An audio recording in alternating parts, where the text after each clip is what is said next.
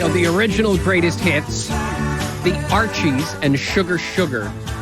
A song that we just learned in the studio here, courtesy of one of the writers of that song, our friend Andy Kim, who describes it as it was written as a cattle call. What? What do you even mean by that? Well, basically, it wasn't written as a cattle call. There was a cattle call, which Don Kirshner had, called everybody. Anyone have a song for the Archies, basically. So that's what it wasn't a specific. Hey, Andy, do you have a song for the Archies? It was. I'm sure Carol came to Carol King's desk and everyone's desk, But I was lucky enough that Jeff and I wrote this song, and that it continues to be a wonderfully memorable, happy feeling when you listen to it. What do you think of all the accolades? I mean, it's the 50th anniversary, the 45th anniversary of another song. There's just, it's Andy Kim is being talked about a lot, and Neil said it earlier. There are a lot of current headlines about you because people are interested, and you strike me as having a great deal of humility for someone who's had so much success. You still sort of sound almost a little bit shy about it or reserved about it all. Well, here's the truth. I think I've said this before.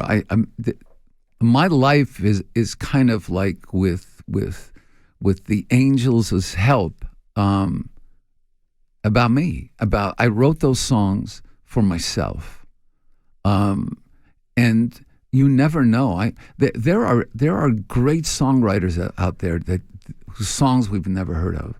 There are some incredible artists that we've not heard of. I was lucky enough to be at the right time, at the right place, and the right moment, and so when I write a song, look, some of my favorite songs have never seen the light of day. Maybe because they were a little too personal, or it's just you don't know. I know this. May 24th, 1969, Baby I Love You hit the American charts for the first time. May 24th, 1969, same day, Sugar Sugar was released. But Sugar Sugar didn't get on the charts till the mid-July. And the reason was nobody wanted to play it because it was for cartoon characters. It was comic book. There was no real artist.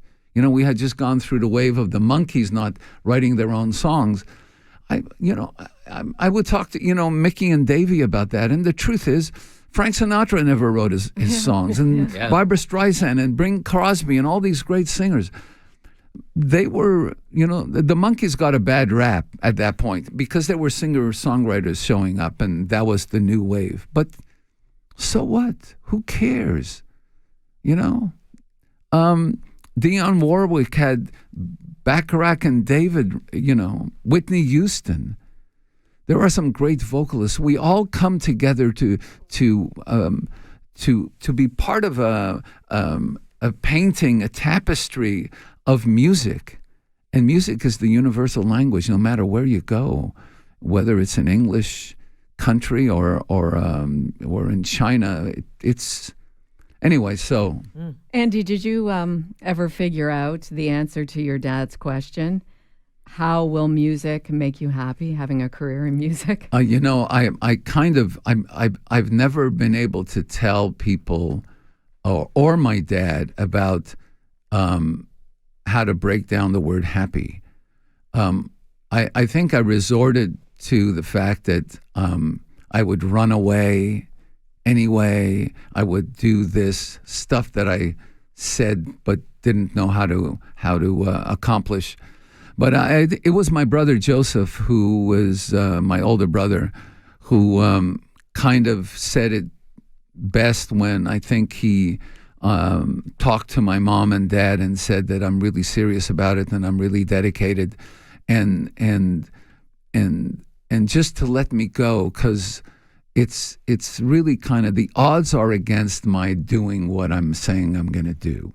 So just let him go and let him understand that he tried it, and then he'll come home. You're right. right. but I never came home. Careful what they wish for. Andy Kim, Canadian Music Hall of Fame inductee Andy Kim. More with him in just a few minutes. Right now, though, Toronto traffic time. Ben Davies here. Well, not a whole lot of new problems to mention. We have an issue on the West Gardiner at Jarvis, a crash blocking the right lane.